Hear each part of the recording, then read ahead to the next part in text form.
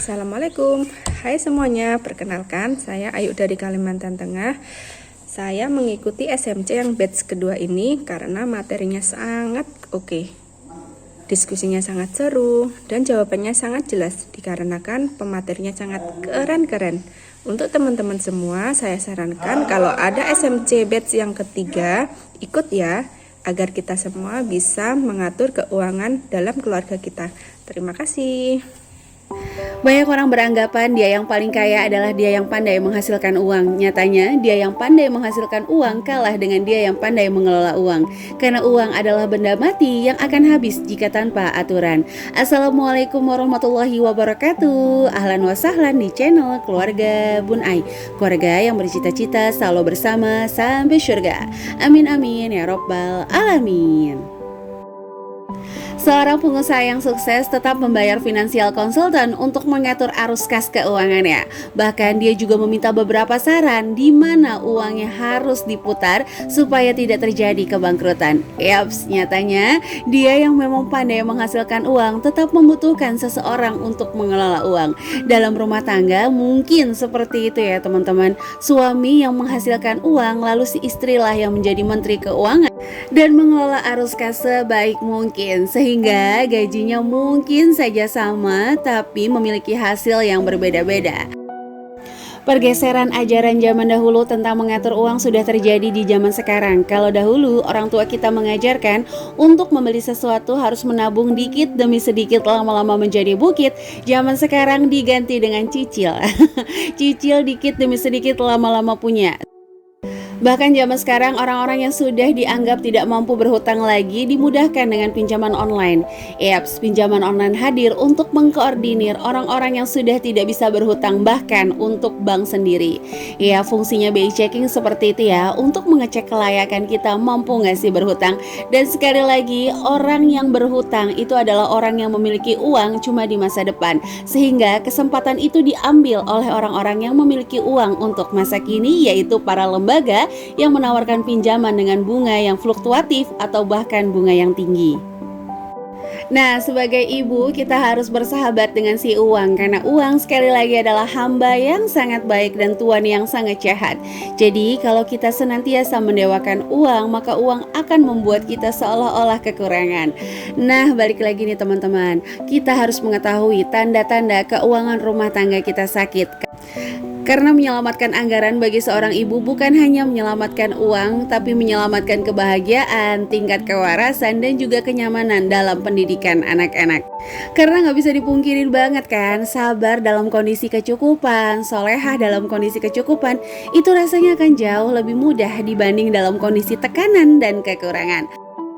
Maka mari kita pahami bersama bahwa sesungguhnya cukup adalah kekurangan ditambah rasa syukur kita.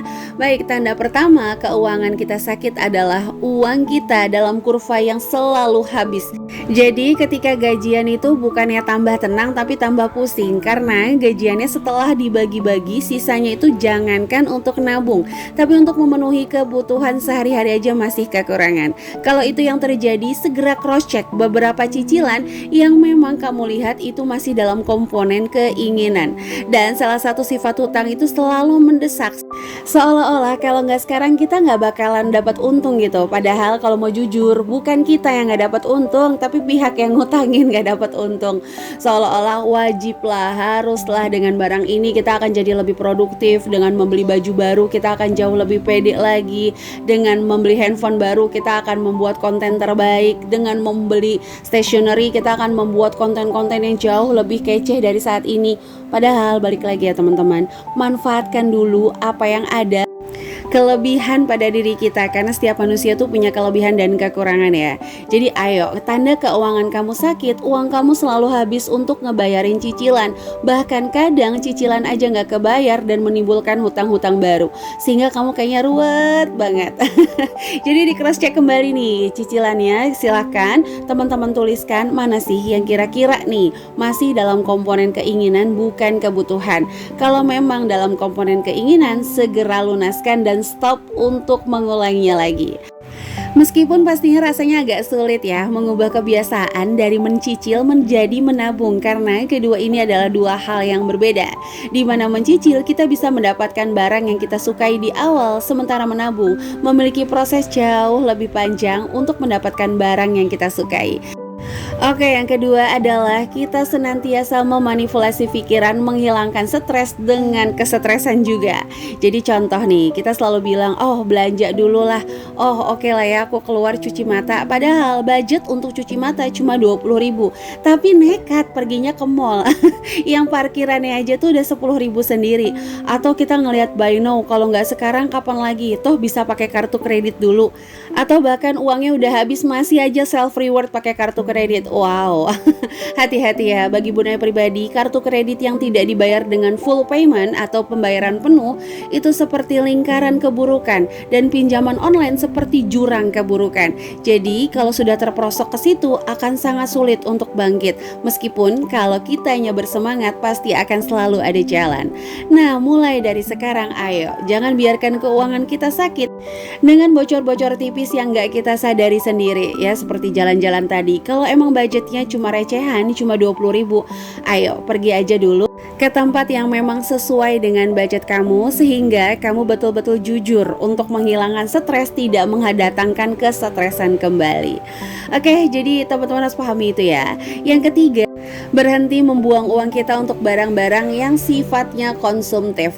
Dan sekali lagi kita ingat bersama bahwa konsumtif dan produktif sebuah barang bukan dinilai dari barangnya, tapi dinilai dari penggunaannya. Contoh nih, laptop, handphone bisa aja menjadi barang konsumtif bagi sebagian orang, tapi bagi dia yang pekerja online, bagi dia yang memang bisa menghasilkan dari kedua barang tersebut, itu akan barang produktif. Jadi ayo yuk sama-sama kita jujur nih, ketika kita mau membeli niatnya buat apa. Terus cross check, udah 1 bulan bener gak sih kita gunain untuk hal yang bener-bener produktif. Jangan sampai udah kita beli kita masih ragu untuk memulai, udah kita punya kita masih di lingkaran keder aja terus menerus. Jangan ya. Jadi sekali lagi, obatnya keder ya laksanakan, obatnya galau ya memulai. Sebenarnya sih seperti itu. Jadi ayo kita berhenti untuk membuang uang kita sia-sia, apalagi kalau belinya itu pakai sistem hutang.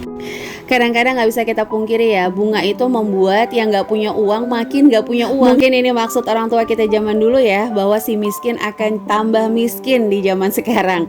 Oke, jadi balik lagi, ayo sama-sama kita ngebangun keuangan yang sehat dengan merinci seluruh arus kas keuangan kita.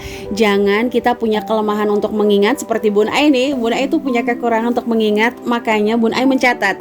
Mungkin kalau ingatan Bun Ai terbaik, Bun Ai gak mau nyatet ya. Dan pastiin bahwa di luar sana nih, orang-orang yang sudah didesak dengan keuangan yang sakit itu sedang berjuang. Jangan sampai kita yang masih dikasih privilege atau kelebihan sama Allah, keuangannya masih bisa diperbaiki, malah pengen sakit kan. Hati-hati ya teman-teman. Seperti peribahasa, langit tak selamanya cerah, iaps, keuangan juga sama. Tubuh kita juga sama, gak selamanya sehat. Keuangan kita juga gak selamanya ada. Jangan pernah berpikir, nanti juga gajian. Ganti kata-kata itu dengan kalau gajian lagi. Ganti kata-kata bismillah dengan wah bismillah nanti kebayar, ganti dengan bismillah insya Allah kebeli. Jadi ganti ya kata membayar dengan kata membeli. Sesuatu yang sangat-sangat simple, tapi bisa masuk ke alam bawah sadar, membawa kita jauh lebih tenang lagi untuk mengambil keputusan sehingga tidak terdesak oleh keadaan. Dan terakhir, tanda keuangan kamu sakit adalah kamu tidak leluasa untuk mengatur seluruh penghasilan kamu. Alias nih, ketika penghasilan kamu naik, kamu baru pengen atur untuk investasi, ada cicilan kamu juga yang ikut naik. Sehingga kamu tuh kayak banyak uangnya, tapi merasa kekurangan terus menerus. Jadi orang menganggap kamu seperti sultan, padahal kondisi kamu sangat mengkhawatirkan. Bukankah jauh lebih baik kamu dianggap lemah, padahal kamu punya kekuatan yang besar? Wow, jadi pilihannya tergantung gaya hidup, standar hidup yang mau kita tampilkan, dan nilai-nilai kebahagiaan di dalam jiwa dan rasa. Wow, di hari Sabtu ya, Bun Ai kayak puitis banget ya. Efek tengah bulan kayaknya ya. Oke teman-teman, gimana nih kondisi anggarannya? Udah mengeluarkan puisi-puisi cinta atau sudah mulai berbunyi semua ya? Bablas gitu ya. Mudah-mudahan dalam kondisi terbaik, karena kita bersyukur sama Allah masih dikasih kesempatan untuk memilih antara kita boros atau hemat. Di luar sana banyak orang jangankan punya kesempatan boros, memilih untuk hidup hemat dan cukup aja tuh susah banget.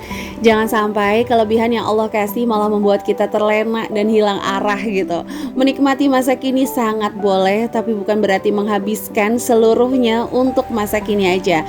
Karena di luar sana masih banyak banget hal-hal berguna yang bisa kita lakukan kalau kita bisa mengelola keuangan jauh lebih baik lagi.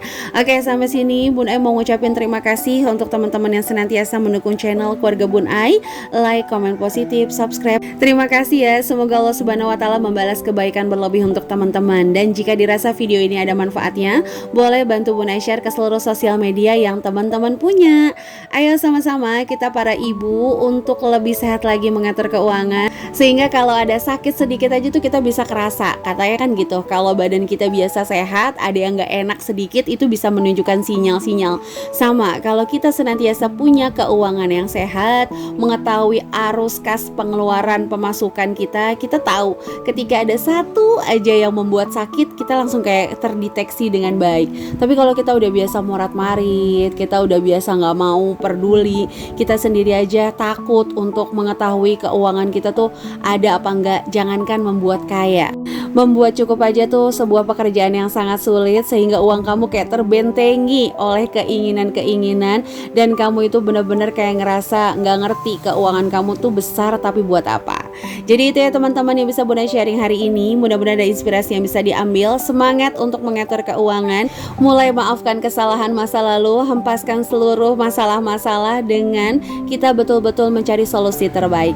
Itu aja yang bisa Bunda sharing untuk hari ini. Mudah-mudahan inspirasi yang bisa diambil. Kurang lebihnya mohon maaf. Sampai jumpa lagi di video-video Bunda selanjutnya. Wassalamualaikum warahmatullahi wabarakatuh.